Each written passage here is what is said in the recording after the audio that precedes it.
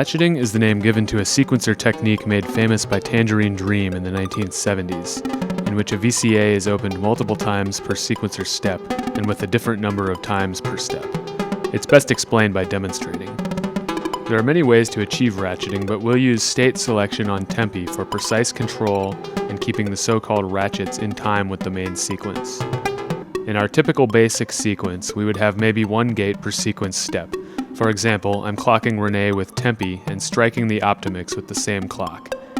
But if we send a different channel to the Optimix, then we could gate it at rates other than the clock, times 2 for example, or times 3 or times 4.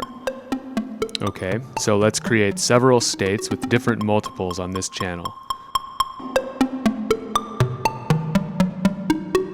I'm going to mute it on state 1 so we get no gate. Then times 1 on state 2, times 2 on state 3, times 3 on state 4, times 4 on state 5.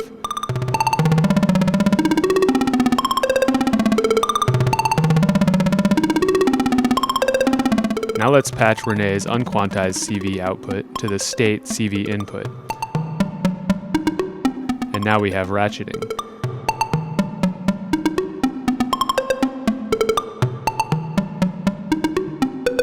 Open the attenuator enough so that a maxed out location goes to state 5.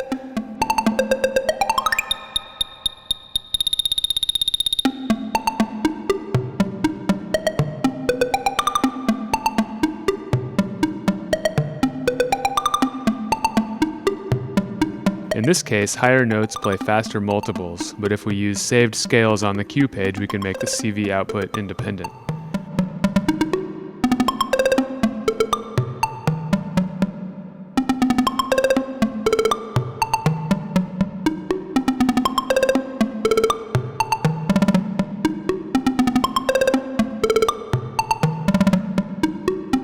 With this method, the X gate output is still independently programmable. Let's use it for a little counterpoint via synced sawtooth from VCO-A.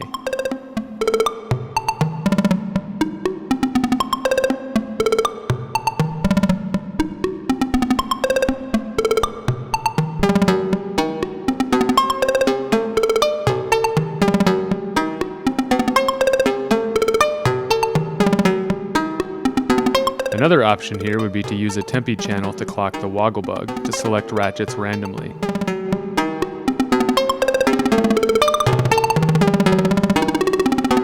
The more states you program with a particular multiple, the greater the probability that one will be chosen.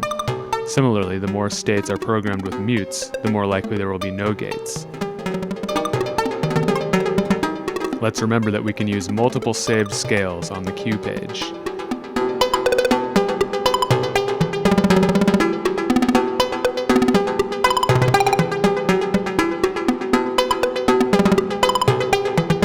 That we can change snake patterns by gating Y-clock with pressure points.